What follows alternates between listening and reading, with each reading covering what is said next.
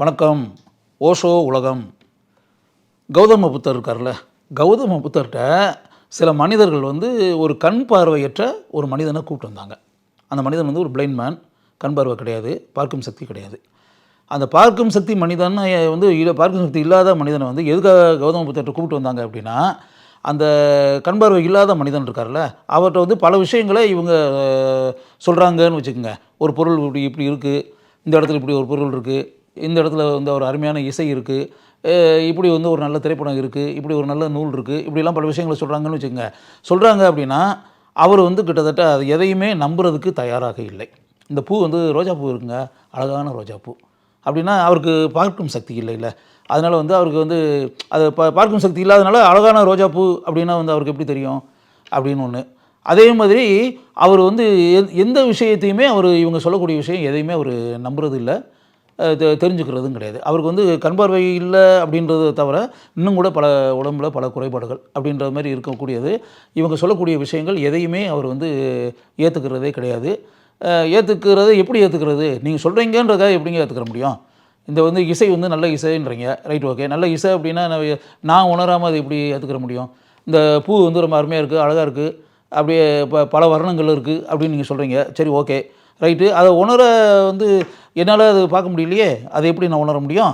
அது பார்க்காம அழகான பூ அப்படின்றக்காக நீங்கள் சொல்கிறீங்கன்றக்காக நான் ஒத்துக்கிற முடியுமா? அதே மாதிரி எனக்கு கேட்கும் சக்தி இல்லை, எனக்கு நல்ல இசையெல்லாம் கேட்க முடியாது. நீங்கள் ஒரு அருமையான இசைன்றீங்க, அப்படியே இந்த இசையை கேட்டாலே அப்படியே நமக்கு இனம் புரியாத ஒரு உலகத்துக்கு போகிறோம் அப்படின்ற மாதிரி நீங்கள் சொல்கிறீங்க. பட் அந்த இசையை என்னால் கேட்க முடியலையே, அது ஒரு நல்ல இசைன்றதை நான் எப்படி உணர முடியும்? சரி, ஓகே. இப்போ இந்த உணவு இந்த இனிப்பு ரொம்ப சுவையாக இருக்குது அப்படின்ற மாதிரி எனக்கு அந்த சுவைக்கக்கூடிய அந்த பவர் என்கிட்ட இல்லை.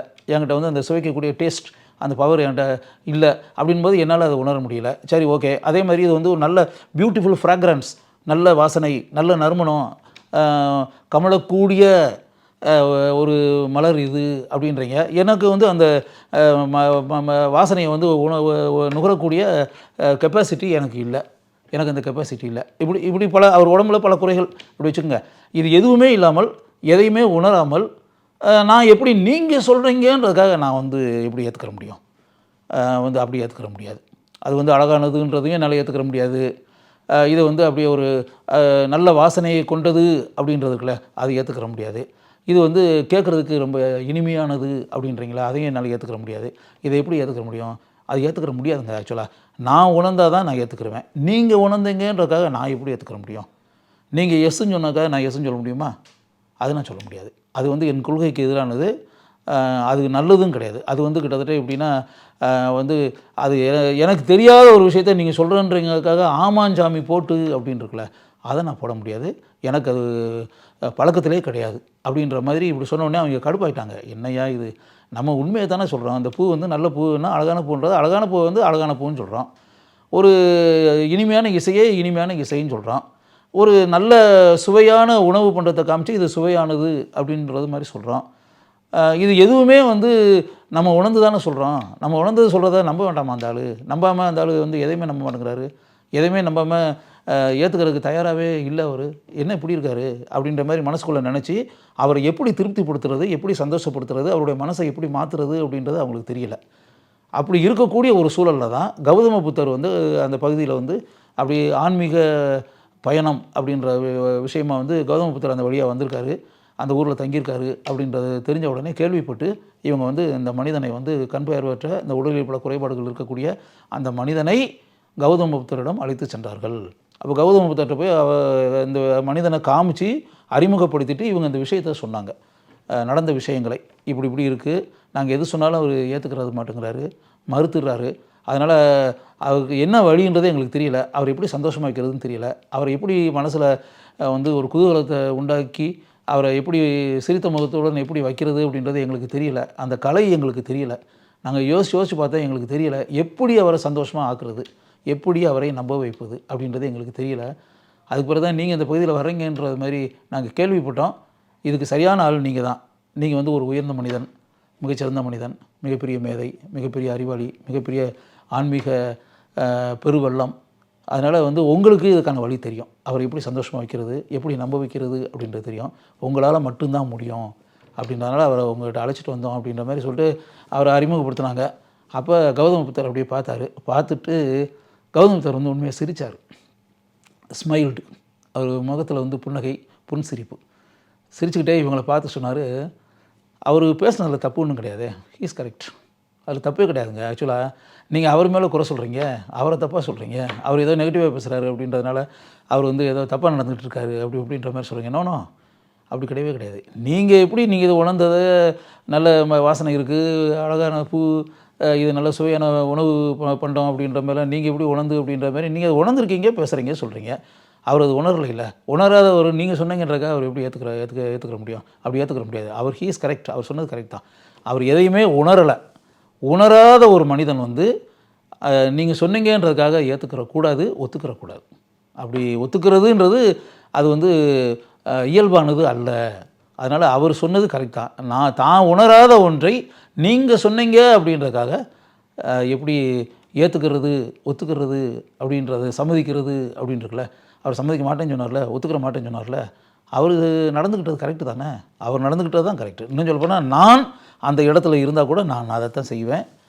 நான் அப்படிப்பட்டது. நான் வந்து எனக்கு தெரியாத விஷயத்தை வந்து எனக்கு அந்த விஷயத்தை நான் உணரலை அப்படின்னா அந்த விஷயத்தை வந்து சரின்னு சொல்லி நான் ஏற்றுக்கிற ஹேபிட் அப்படின்றதுல அது எனக்கே கிடையாதே, எனக்கு கிடையாது. இன்னும் சொல்லப்போனால் நான் வந்து எப்படி செயல்படணும் அதை தான் அவர் செயல்பட்டுக்கிட்டு இருக்காரு.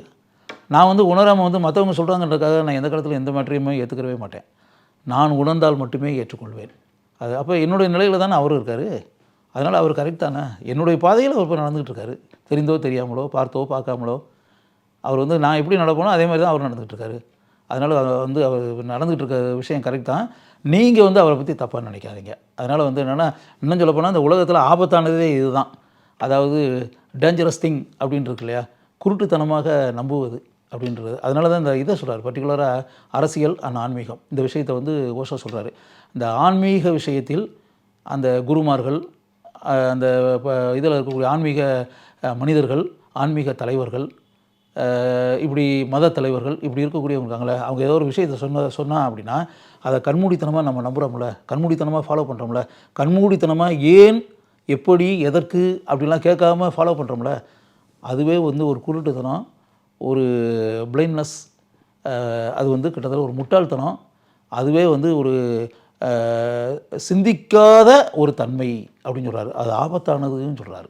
இன்றைக்கி வந்து இந்த பல மத அமைப்புகளில் இருக்கக்கூடிய மனிதர்கள், கோடிக்கணக்கான மனிதர்கள், கோடிக்கணக்கான பக்தர்கள், கோடிக்கணக்கான தொண்டர்கள், அதே மாதிரி அரசியல் கட்சியில் இருக்கக்கூடிய கோடிக்கணக்கான தொண்டர்கள், இவங்க எல்லாமே என்ன ஏதுன்னே கேட்காம அந்த அரசியல் கட்சி தலைவரோ அல்லது மத தலைவரோ என்ன சொல்கிறாரோ அதை அப்படியே கண்ணை மூடிக்கொண்டு அப்படியே வந்து செயல்பட்டு உணராமலே அது உண்மையா, நல்லதா, சிறந்ததா, உயர்ந்ததா அப்படின்லாம் தெரியாமல் கண்ணை மூடிக்கிட்டு அப்படியே ஃபாலோ பண்ணிக்கிட்டு இருக்குல்ல, அது எவ்வளவு ஆபத்தானது, எவ்வளவு டேஞ்சரஸானது.